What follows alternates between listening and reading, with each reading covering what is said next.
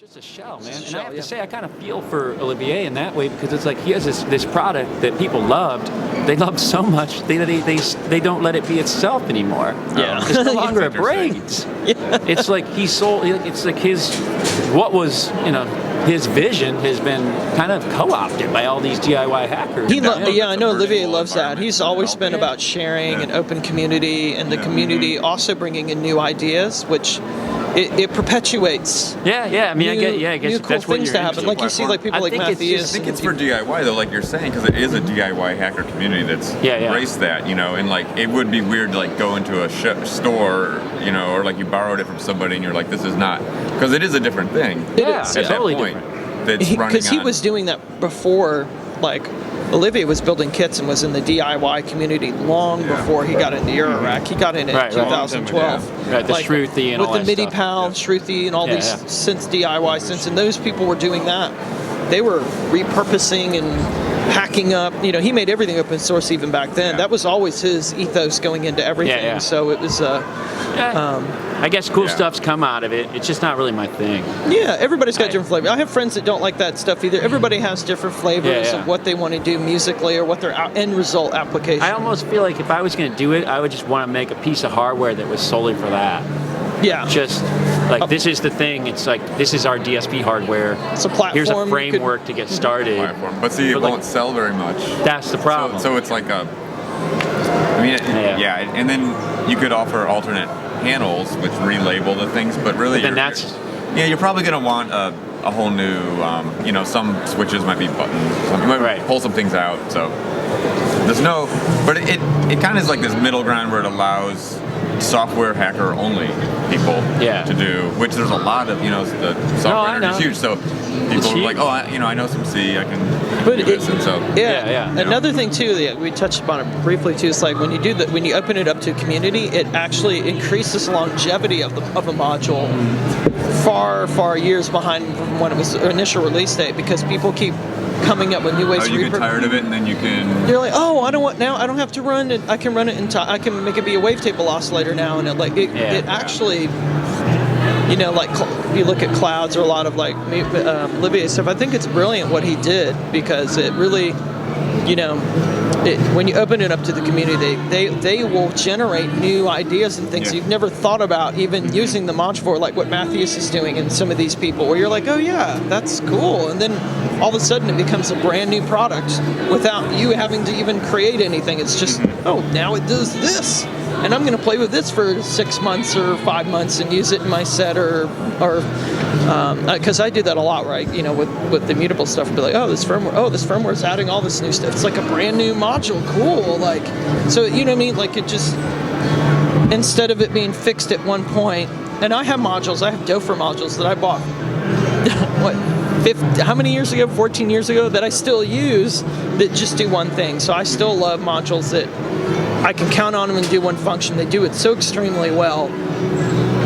That's not going to change, So I think it's like every module and thing has its own place. You have certain things that you love what they do. They're going to do that. Nothing's going to do it better. I'm going to leave it to that. But I still think the DIY thing is a really fun new thing that's been happening, just because of just the community aspect is. Yeah, it's really good for the industry. It's probably bringing in a lot more hacking kind of hacking. Who want to do DIY, but maybe don't care about analog electronics. They want to hack in their own software and play around. It's going to get more people in. It's going to get more people that are and come up with new ideas that maybe you wouldn't have thought to do, or like repurpose things. But I mean, I understand. Yeah. I also agree with Tony on a lot of things too. I agree with Tony because, from a designer standpoint. I haven't done any open source development on anything. I haven't open sourced any of my stuff, but most of it's done in like a way that I don't. It's all assembly, so that would work out very well. But, totally. Right. Like, I like to have it be my design. Right. Take some pride in it. Take a lot of pride in it. Yeah. Right. People still pull your panels off and put their own faceplate on them. I know. Yeah. But another thing too that's important, like I feel like it's like that, but it's like the inside, Yeah, it's a good point. But but on the flip side too, when you're a musician and you're performing with this stuff, you want something to perform the same way, that you want it to behave and give you you want the results of when you're using it to be pretty much. I know what I'm going to expect out of this module. I know it very well. You don't want it to be unpredictable when you're performing, and then when you're running with a patch where you're using a combination of all these things. It's nice knowing that you have a module that just does these things extremely well, that you know how to operate it blindfolded. There's no hidden menus and things you have to go to, or that's another thing that I look at that's important as a performer, or that. I mean, I suppose it's all a balance, but sometimes it's a balance, can't help but feel like people look only to the machine for inspiration. Yeah. And this like alternate firmware craze is like a cheap way to get new inspiration from the machine. Why not look elsewhere, Why not look to like a film you saw, or something that you saw when you were taking a hike, or like something you read about, or something that made you feel some emotion. Like, why not use that as a source of inspiration instead of always requiring like some new whiz-bang gadget to like inspire you? I'm not saying that I mean, sometimes you need that. Sometimes that is. Yeah. But maybe like just look elsewhere. Sure. I feel like telling us to stop playing modules all day and going to hike, or like. Yeah, but maybe. Okay, that's good advice. I like that. Yeah, and then like think about it. Like, what can you take away from that? Yeah. What could guide you in your music making process? Instead of like, when will there be an alternate firmware for the Telharmonic that does some new things? I'm bored of it. Like, it's not our job to entertain you necessarily. We're just providing you with an instrument that you could play or not play. Use. It's like, we're making tools, and you got to learn to use your tools. Dive deeper into the what you have. Maybe stop looking at all the new gear all the time and just stop, make music. Yeah, exactly. Enjoy yourself. Exactly. Yeah, I tell people all the time. People say that I have like these big systems and stuff, but actually I use, when I'm making my patches, I'm just using 2 cases. Sometimes just 1 6U case of stuff that I'm trying to get my head wrapped around and enforce limitations upon myself, because I feel that I come up with more creative solutions in like where I'm forced to think, I have to really think about this differently, what I want to do. I want the musical outcome or some sort of solution I'm trying to figure out. Like, instead of like grabbing everything in sight, I don't feel like I work as creatively. Right. And the output is not as interesting. Right. And unless I think about it a weird way, I'm like, well, if I use this module, then you come up with this little weird thing that's happening that maybe they're not meant to be used in that way or in that application, but it comes up with a much more interesting result just by limiting yourself to,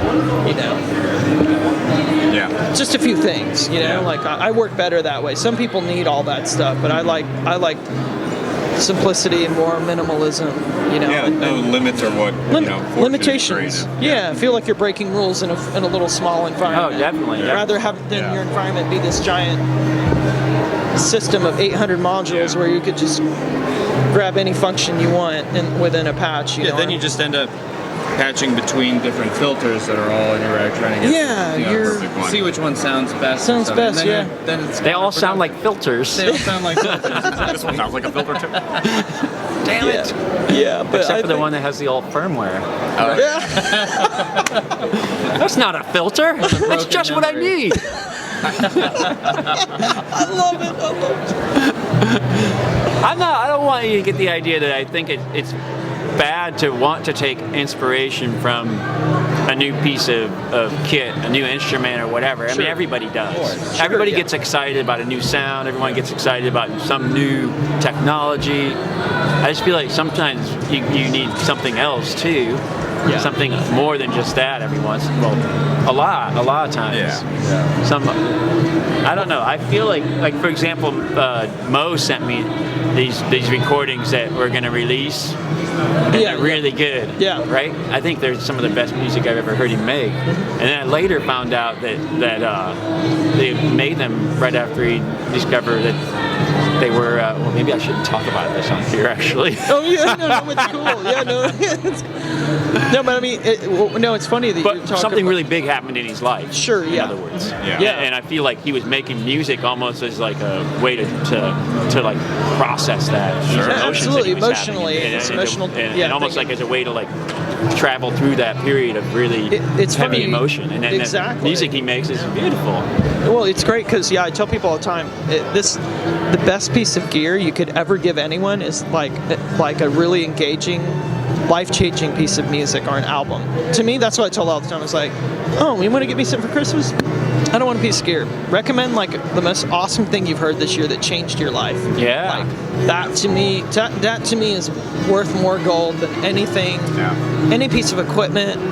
I don't care, like, because I wouldn't even be sitting here had it been for like all the music that inspired me growing up, and like they're like people forget that this is just it's a paintbrush. We're just painting a picture on a blank canvas. The tools are just there. Like emotionally, what you're translating, giving people at the end of the day is the most important thing. It could be more than music too. I mean, it could be a film, or if I were recommending something to you, it'd be something you already saw. It'd be that Tundra exhibit. Oh, the Tundra exhibit, I mean that. I walked away from that feeling like, wow, I need to start making art again. I need to like stop working and make noise so much and do installation spend exhibits. A year. Yeah. Totally. I mean, I seriously walked away from feeling that. I was like, God, I gotta get my work done so I can actually do something. Do something like that. I saw that piece and it just... You forget that art can be really, like, people don't... It's funny, people forget. They, like, get caught up in the digital world and they're, like, looking on things online. They're not going out to museums and going outside anymore. You go to these things and you forget, oh, wow. And that's a good example, because watching a video of that is nothing like standing in that room. You have to be in there to experience. That's an incredible installation. This crew from Russia they're from Russia, right? They're from Russia, yeah. That made this massive exhibit that had, I think, 256 lasers, and like 20 something. You know those? They're like lightning flashes. It's like a really high power strobe. Okay. Yeah. They use them in film and stuff. Totally. Had like 20 of those, and this amazing. I mean, it was like an 8-speaker soundtrack. Oh, I think it was 8 or 10 speakers. Yeah, there was a lot of speakers. Subs and it on wasn't every just pole. all playing the same thing. It was spatial. It was spatial. Yeah. And it was executed. I mean, that talk about life changing for me. I stood there watching that, and it me and Serchai were in there for like amazing. 2 hours. We're like, oh, this is out of the entire festival. This is actually the coolest thing that we've seen here. Oh my God, it was. It was like an incredible lineup of all these artists. But we were blown away by that. Yeah, it was like very tastefully the ticket. done. I was like, okay, there's my ticket price right there. Right there, yeah. I don't care if I see anything else. Yeah. It was amazing. It was amazing. Yeah, it was really cool. How much longer do we have? At this point, we're not even. Do we need to answer any more questions? Nobody cares about this. We stopped talking about Eurorack. We have about 5 minutes left for questions. Yeah. Well, people could watch us text our questions. I got angry about alt firmware. That's why you keep messing with our stuff.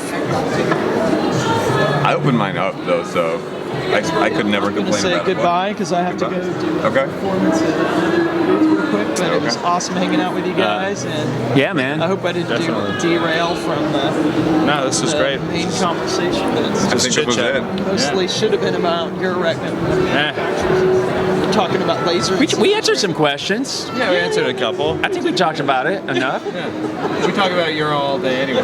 Now they want to know if there's going to be a 32 input, 32 output audio interface. To AVS, Dante. Not a chance. Yeah. 32 I/O. I would use that. I know you would. I know you would. Couldn't you already set that up with like it's that kind of limit sheet could of be 24? Done. It could be done. Yeah. But it could be done. But like, it's not my why? Someone will do that. I don't think a modular case is the right environment for that. It's too noisy. Yeah. That would be like something that Pro Tools would develop or whatever. Right. But that probably want an external box, but it's not. It's technically possible. You can do Thunderbolt or something. This sounds like just getting 2 HDIO interfaces and some 1/4-inch to mini jack conversion. Exactly. Yeah. Or a whole bunch of buffer. Oh, is it that they want shifters and balancers? Maybe that's what they're talking about. Not necessarily the A to D and the D to A, but like just the level translation. Yeah. So they could easily go almost like a mixer that went from Euro to like your studio gear. That makes sense. I mean, otherwise you're buying like a bunch of like little 4 HP outs modules or something. Oh sure. They can a multi-channel out module. Big. I feel like making it 32 though is kind of limit. You would almost want to make it something that was like expandable. Yeah, like started with like 4 or 8 or something like that. Yeah. And then if they wanted more, they could link them. Yeah, there's plenty of 8 in, 8 out interface stuff. Too many XRLs for my taste.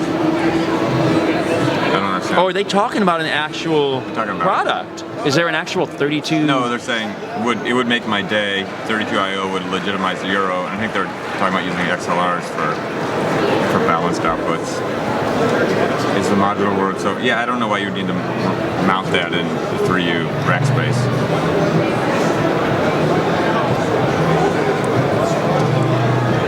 Yeah. The modular world there somewhere. Yeah. Oh, the DB25. Yeah, there's a few guys doing like 8 in, 8 out, couple DB25s on it. Yeah. Expert sleepers do that? He And might. the original one. Scott Wilson, NW2S has one. Okay. Yeah. Yeah. It's doable. Cool. Yeah. But that's just a level translation and balancing. Exactly. Exactly. It's just level translation, so you don't totally destroy your headroom with that. Right. Did this guy say 32 in out? Huh? Oh, mixers. I thought he said a 32 in. Right, because the person that wants that's going to demand like super low noise, super. Yeah. Right, and they want it for $600. Right. Yeah, that's why. Yeah. Yeah, go get your HDIOs. Right. 2 of them. Those might be able to handle modular level signals. I bet they have a ton of headroom. Yeah. Modular is plus 22 dBU at 10 volts peak to peak or something like that. They can handle it. Yeah. Those can. Most sound cards and stuff. Yeah, probably not. Yeah. Right. Yeah. There you go. That's as legit as it gets, right? Yeah. Right? Yeah. We all done? I mean, we're just going to keep talking stupid shit. Yeah. Are you still streaming? We're not. We never were streaming. I know we weren't streaming, but recording. You got the whole thing right. Oh, okay. Okay.